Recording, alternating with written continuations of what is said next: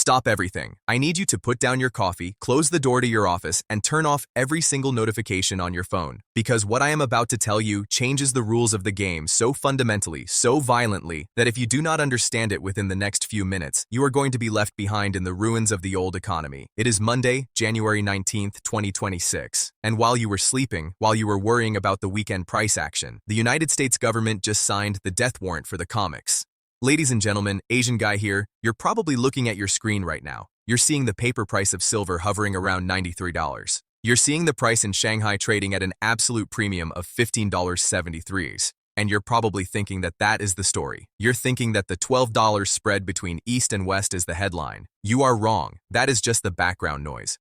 That is just a symptom of a broken market. The real story, the one that nobody in the mainstream financial media is talking about because they are too terrified to admit what it means, is that a new player has just entered the chat. For years, we have tracked the whales, we have tracked JP Morgan, we have tracked the Chinese Communist Party, we have tracked the Indian housewives. We thought we knew who the biggest buyers were, but as of this morning, all of them have been demoted. A new Leviathan has just surfaced, and it has a printing press that can print infinity.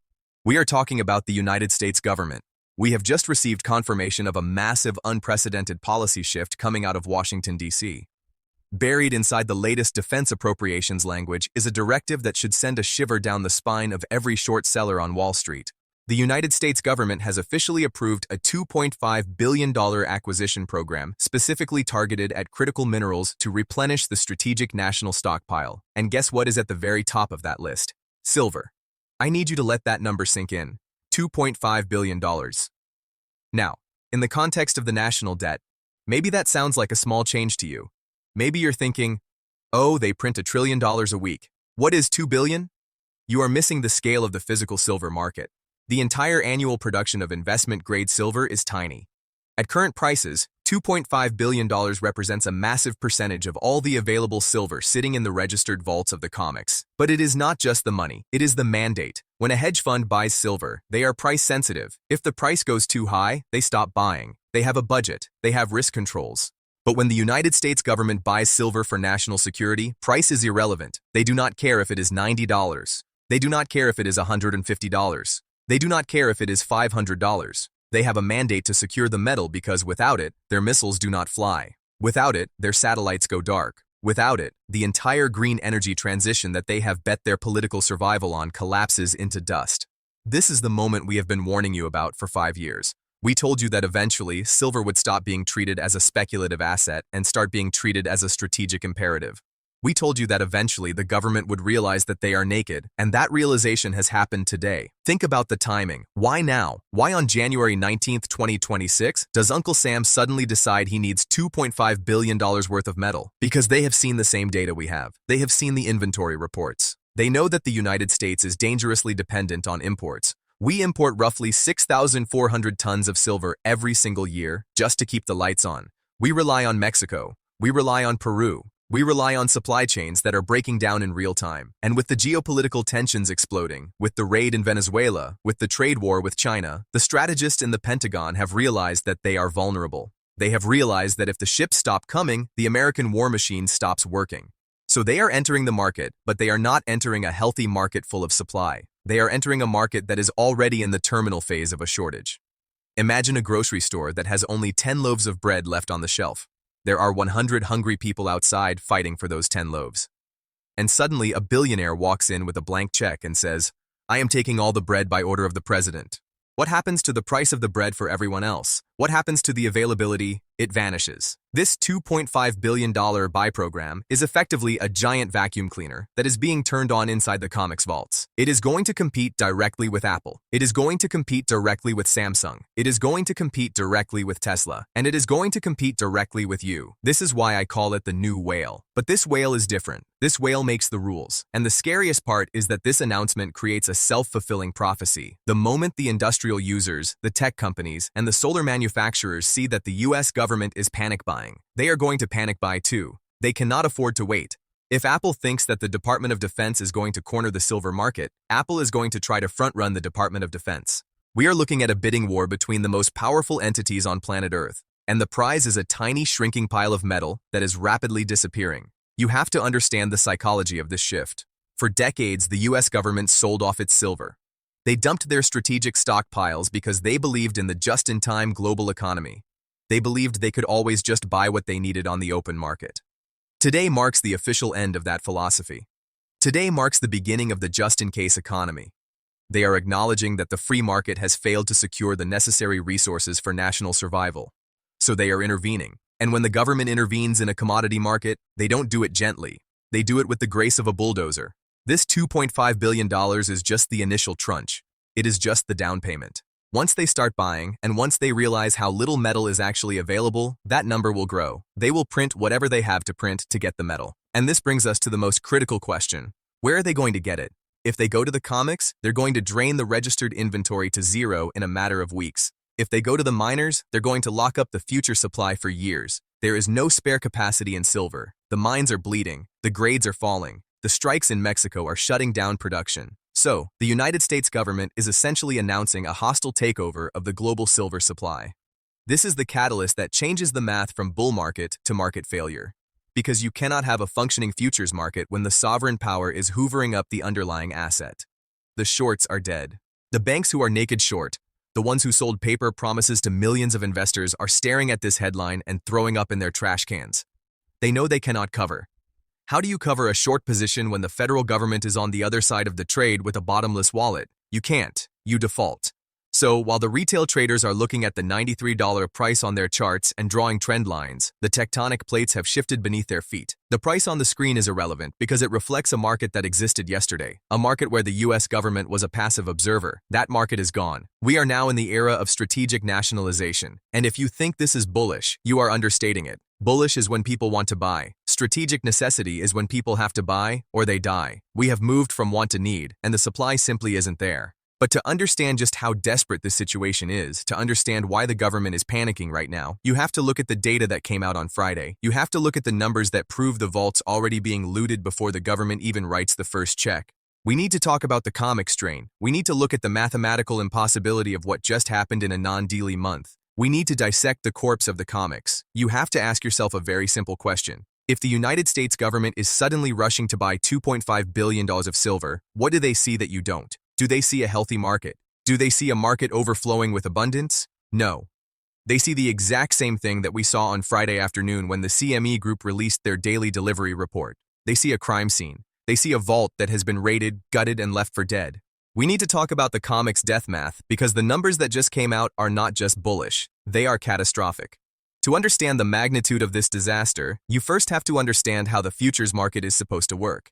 January is what we call a non-daily month. It is supposed to be a ghost town. It is a transitional period between the massive December contract and the massive March contract. In a normal year, you might see a few hundred contracts stand for delivery in January, maybe a couple of million ounces changing hands. It is usually just the janitors cleaning up the floor. But this January, the janitors are gone and the looters have arrived. According to the official data released on Friday, the total deliveries for the January contract have now hit 41.44 million ounces. Let me repeat that number so it burns into your memory. 41.44 million ounces. That is 8,288 contracts standing for physical metal in a month that is supposed to be dormant. That is not a cleanup.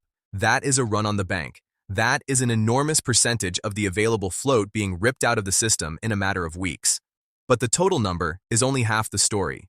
To see who is actually pulling the trigger, to see who is draining the blood from the stone, you have to look at the daily issues and stops report.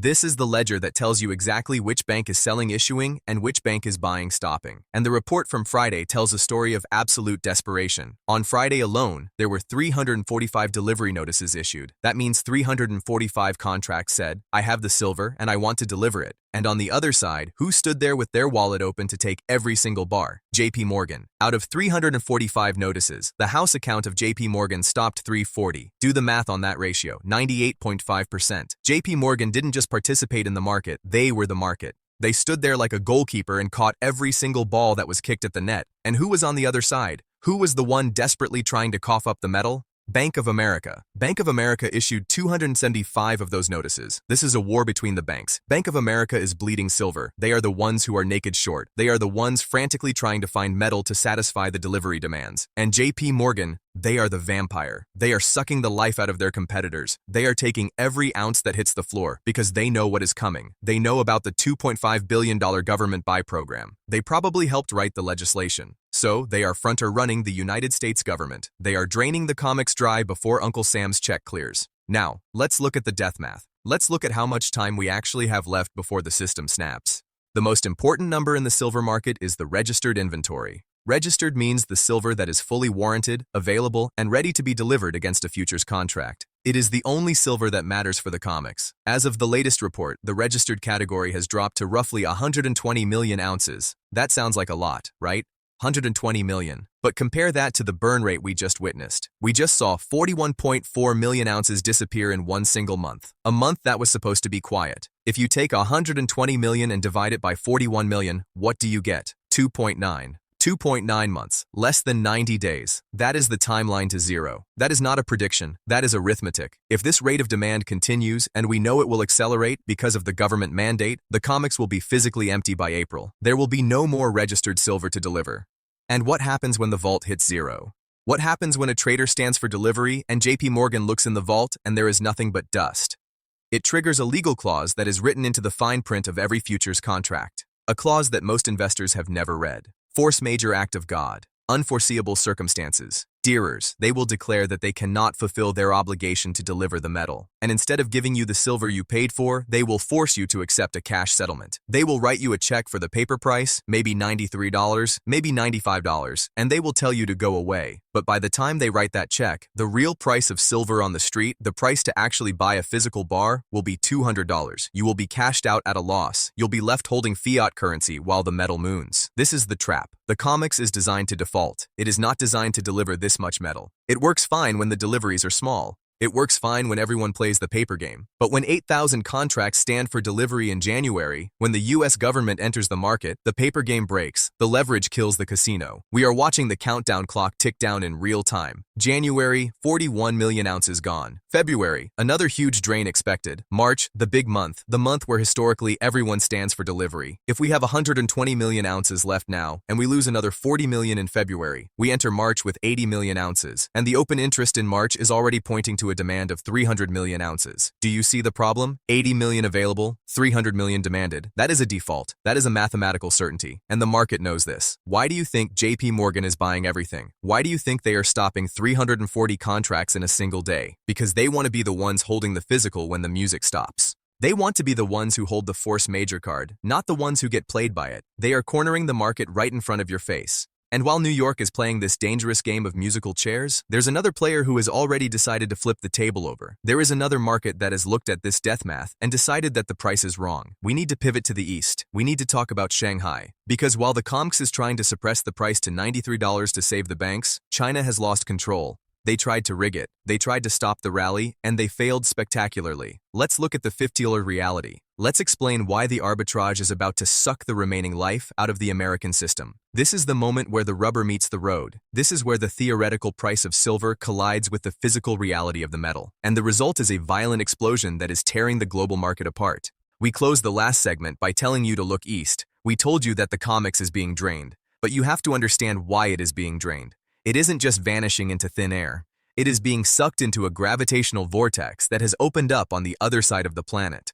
We need to talk about the Shanghai Gold Exchange. We need to talk about the $15 price tag that is currently flashing on the screens in China. For the last month, we have watched the Chinese authorities try everything in their power to stop this rally. They are terrified. They see the same shortage we do, but they are trying to manage it with rules and regulations. Last week, the Shanghai Gold Exchange issued an emergency directive. They slashed the position limits for traders. They cut the maximum allowable position from 7,000 lots down to 3,000 lots.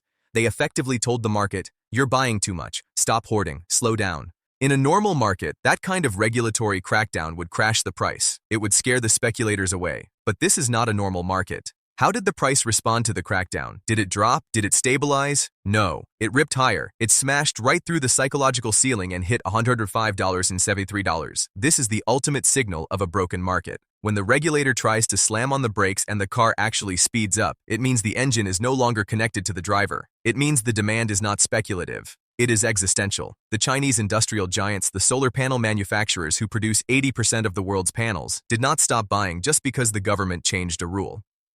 They can't stop buying. If they stop buying silver, their factories shut down. Their workers go home. Their contracts with the West get canceled. So, they looked at the new limits, and they just bought more aggressively. They realized that the government's panic was a confirmation of the shortage. If the authorities are trying to ration the metal, it means the metal is running out.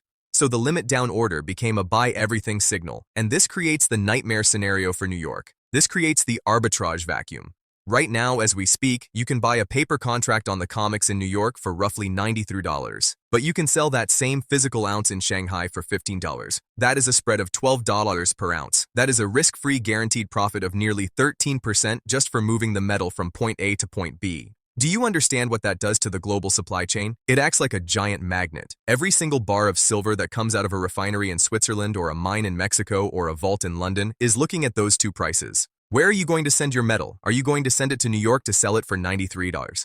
Or are you going to put it on a plane to Shanghai to sell it for $15? The answer is obvious. The metal flows to the highest bidder. The metal flows east. This is why the COMEX inventories are collapsing. This is why JP Morgan is stopping every single delivery notice. They are trying to build a dam to stop the river from flowing out to sea, but the dam is leaking. The arbitrage is too strong. As long as that $12 gap exists, the COMEX will continue to bleed until it is dry. New York is effectively becoming a discount store for the rest of the world. The only way to stop the bleeding, the only mathematical solution is for the price in New York to rise. It has to rise to meet Shanghai. It has to gap up by $12 overnight just to reach parity. And that is assuming Shanghai stands still. But Shanghai is not standing still. Shanghai is moving to 110, then 120. The West is chasing a ghost. But while we are watching this titanic battle between the nations, while we are watching the US government enter the ring and China break the limits, there's another casualty in this war. There's another sector of the market that is quietly suffocating unnoticed by the institutional giants. We have to look at the little guy. We have to look at the retail investor who just wants to buy a few coins to protect his family. Because if you think the shortage is only affecting the billion-dollar vaults, you're dead wrong. The contagion has officially hit Main Street, and we have the letter to prove it. We need to talk about APMEX. We need to talk about the largest online bullion dealer in the United States and the significant failure that just occurred inside their private mint. Because if you are planning to buy your silver next week, you might find that the store is already closed. Let's go to the boots on the ground. Let's read the confession. This is where the story stops being about numbers on a screen and starts being about the reality in your hand. We have talked about the United States government. We have talked to JP Morgan. We have talked about the Shanghai Gold Exchange. But you are probably sitting there thinking, okay, but I can still go online and buy a coin, right? The shop is still open, right? Wrong. The shop is not just closed. The factory behind the shop has just exploded. We have to talk about the bombshell that dropped this weekend from the largest online bullion dealer in the United States. We have to talk about APMEX. And we have to talk about the letter signed by the CEO, Ken Lewis, that is currently circulating in the private inboxes of the biggest clients. This letter is not a marketing update. It is a confession of a catastrophic failure in the retail supply chain. According to the internal memo, APMEX is currently facing a demand surge that is 4 times the normal volume. They are experiencing the 3rd busiest week in the entire history of the company. Now, normally that would be good news for a business, but in the physical silver market, too much demand is a death sentence if you cannot get the supply. And here is the terrifying part of the letter. Ken Lewis admitted to a significant development, which is corporate speak for a disaster at their private mint. You have to understand that APMEX relies on their own branded products for roughly 90% of their bar and round sales. They don't just sell eagles, they sell their own metal to keep the premiums lower and the volume high. But the letter reveals that due to this mechanical failure or supply issue, they are being vague on the details. Their production capacity has effectively collapsed by 50% overnight. They have half the metal they expected to have, and they have 400% more customers trying to buy it. Do the math. Demand is up 400%, supply is down 50%. That is a recipe for a total market freeze, and APMEX knows this. They know they cannot fulfill the orders. So, what did they do? Did they just raise the price? No. They did something much more ominous. They built a wall. As of this weekend, APMEX has instituted a mandatory $500 order minimum. This is the velvet rope being put up in front of the lifeboat. If you are a small investor, if you are the person who saves $50 a week to buy 1 silver eagle or 1 generic round, you are gone. You're locked out. They have effectively told the little guy, "We do not want your business. We cannot handle your business. You're too small to save." They are prioritizing the whales. They are prioritizing the bulk buyers because they don't have enough inventory to waste time shipping single ounces. This is exactly what we predicted in Stage 5.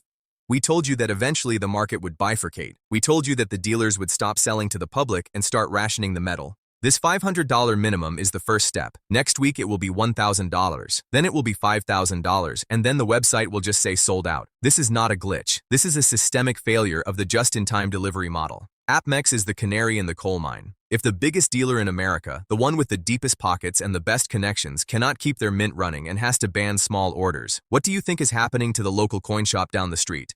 They are empty. They are ghost towns. And you have to connect this back to the macro picture. Why is the mint failing? Why can't they get the raw silver grain to cast the bars? Because JP Morgan is stopping 340 contracts on the COMEX. Because the arbitrage is sucking the metal to Shanghai because the US government is preparing to buy $2.5 billion worth of the stuff. There's no silver left for the retail mints. The feedstock is gone, so AppMex is essentially telling you the river has dried up.